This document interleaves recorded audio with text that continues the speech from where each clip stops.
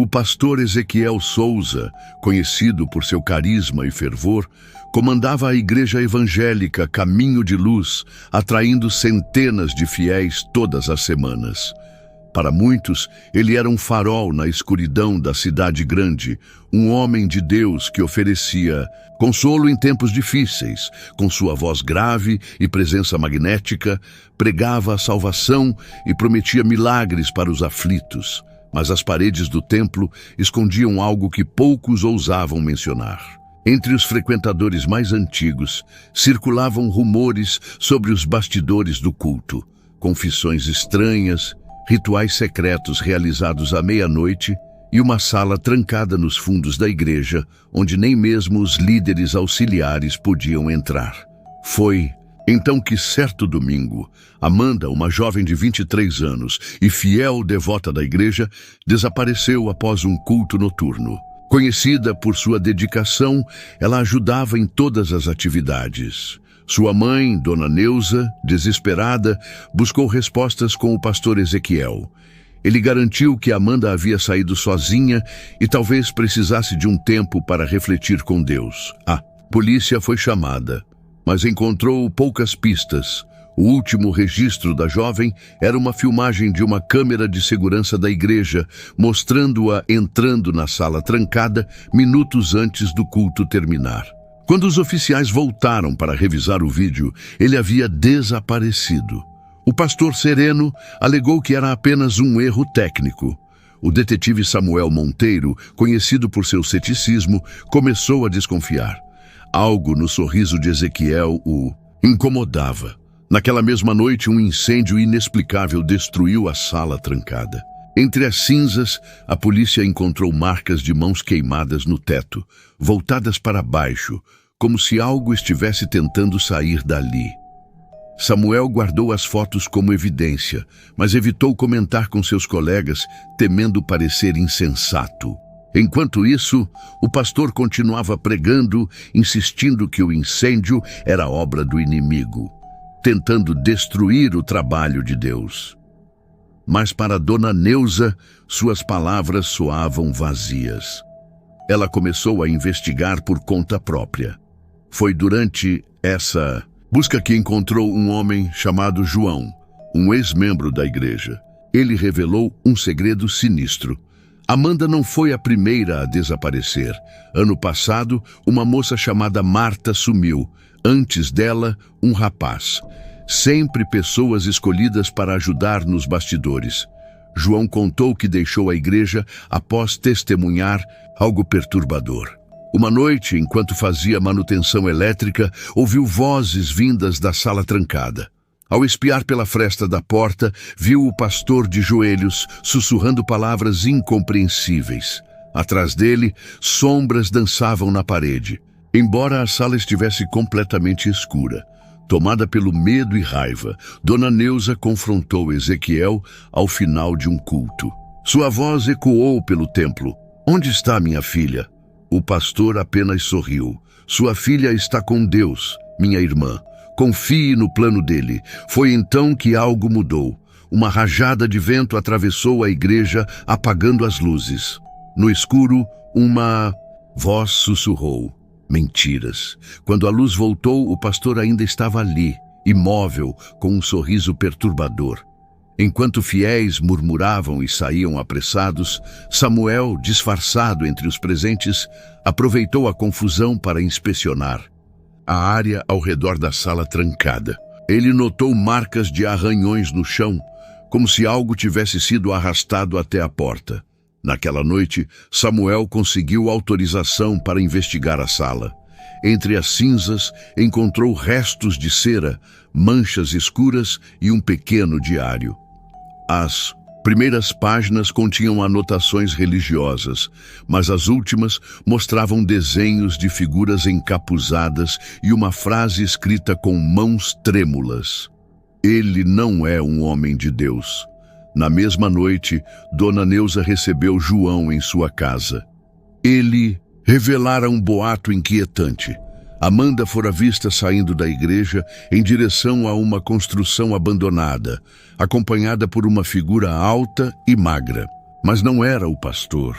Convencida de que precisava agir, Neusa implorou pela ajuda de Samuel. Na manhã seguinte, os dois seguiram para o prédio abandonado. O lugar exalava um cheiro de mofo e ferro oxidado. No centro, encontraram uma corrente, ensanguentada com fragmentos da roupa de Amanda. Antes que pudessem reagir, ouviram passos. Uma figura entrou no recinto. Não era Ezequiel, era Josué, seu assistente, carregando uma sacola. Ele retirou dela uma faca curva, um pedaço de madeira, entalhado com runas e um relicário. Samuel apontou sua arma. "Pare agora." Josué virou-se lentamente. Seus olhos brilhavam em um tom amarelado e uma linha de sangue escorria por sua testa. "Vocês não entendem", murmurou, sua voz parecendo múltipla. "Ele está vindo. Vocês verão a verdade." De repente, o chão tremeu. O sussurro voltou a ecoar. Mentiras, mentiras. Josué desapareceu na escuridão, deixando apenas o relicário para trás. Dentro dele, Samuel encontrou uma foto antiga. Um homem jovem ao lado de uma criança. O homem era Ezequiel, mas sem a expressão serena de agora. Junto da foto, um bilhete rabiscado. "Aquele que guia é guiado." Ele abriu a porta, mas o que saiu nunca o deixará partir. Samuel sabia que estava lidando com algo maior do que imaginava, mas ainda restava uma pergunta. Onde estava Amanda? E, mais importante, o que realmente era o pastor Ezequiel? Dona Neusa, vendo a cena, ignorou os apelos de Samuel para que ficasse onde estava e correu para tentar alcançar a filha. Amanda gritou, mas a barreira invisível que segurava Samuel agora parecia envolver todo o círculo, impedindo que ela se aproximasse ainda mais. Josué se virou para encarar Samuel, sua expressão desumanamente calma. "Você acha que pode deter o inevitável?" disse ele, a voz carregada de um tom quase divertido. "Ele já está aqui, e quando tomar sua forma completa, não haverá mais segredos, apenas obediência." Mesmo com o corpo dolorido, Samuel forçou-se a levantar. Seus olhos encontraram sua arma caída no chão e, com um esforço desesperado, conseguiu alcançá-la. Sem hesitar, apontou para Josué e gritou, "Solte-a agora!" Josué apenas riu. "Você não entende.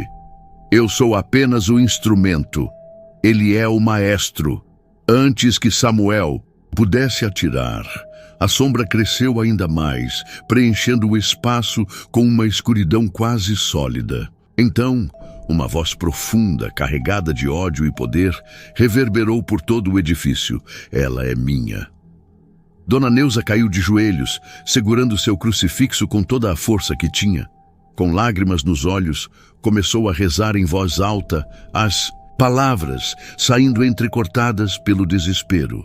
A entidade hesitou, como se a súplica tivesse causado alguma irritação. Aproveitando o momento, Samuel disparou. O tiro atingiu Josué no peito. O assistente caiu no chão, mas mesmo morrendo, sorriu. "Vocês não podem pará-lo." Com essas palavras, ele morreu, e a sombra começou a se dissipar como fumaça soprada pelo vento. Samuel correu até Amanda, cortando suas amarras. Mas, ao tentar levantá-la, percebeu algo terrível. Seus olhos estavam abertos, mas vazios, como se sua alma tivesse sido arrancada. "Ela não está aqui", disse Dona Neusa chorando. "Eles a levaram." O prédio começou a desmoronar, forçando Samuel e Dona Neusa a fugir, deixando o corpo de Amanda para trás. Quando saíram, a construção estava completamente consumida pelo colapso. No entanto, enquanto olhavam as ruínas, uma última visão os congelou. No meio da poeira, 2 olhos brilhantes os encaravam de volta. Os dias que se seguiram ao colapso do prédio foram um borrão para Samuel e Dona Neusa. A polícia classificou o caso como um desabamento acidental, ignorando as poucas evidências deixadas no local. O corpo de Amanda nunca foi encontrado, assim como nenhum vestígio da sombra ou dos homens que acompanhavam Josué. Para Dona Neuza, o vazio que Amanda deixou era insuportável. Ela não conseguia dormir.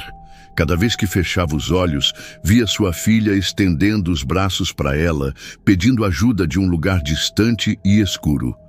Seus dias passaram a ser marcados por visitas à igreja, agora abandonada, onde rezava incessantemente por uma chance de recuperar sua filha, ou ao menos sua paz. Samuel, por outro lado, mergulhou no silêncio. As provas que reuniu não foram suficientes para justificar qualquer acusação formal contra o pastor Ezequiel, que continuava desaparecido. No entanto, Samuel não conseguia esquecer os olhos de Josué, nem o relicário que ainda guardava em sua gaveta, um lembrete sombrio do que havia presenciado. Certa noite, ao revisitar as anotações do diário encontrado no templo, Samuel percebeu algo que não havia notado antes. Uma das páginas continha uma sequência de símbolos que, quando traduzidos, formavam uma frase perturbadora: "Aqueles que testemunham nunca são esquecidos." Naquela mesma noite, enquanto dormia, Samuel acordou com uma sensação de peso no peito. Ao abrir os olhos, viu a mesma sombra que havia surgido no prédio abandonado, agora curvada sobre ele. Seus olhos, como brasas, ardiam em silêncio. A voz reverberou novamente, mas desta vez foi apenas para ele. "Você abriu a porta. Agora ela nunca será fechada." No dia seguinte, Samuel deixou seu apartamento e nunca mais foi visto. Seus colegas o consideraram apenas mais uma vítima do estresse do trabalho. Mas Dona Neuza sabia que ele havia sido levado. Meses depois, a Igreja Caminho de Luz reabriu, agora com um novo nome e uma nova liderança. O novo pastor era carismático e atraía multidões. Mas, para aqueles que olhassem com atenção, um detalhe inquietante permanecia. O símbolo no anel de Josué podia ser visto, brilhando discretamente na mão de seu sucessor. E a cidade de São Paulo, com seus milhões de habitantes, continuava a viver, sem saber que nas sombras algo mais observava e esperava. Se você gostou dessa história e quer explorar mais mistérios sombrios, inscreva-se no canal e deixe seu like. E se conhece alguém que adoraria se arrepiar com histórias assim, compartilhe este vídeo.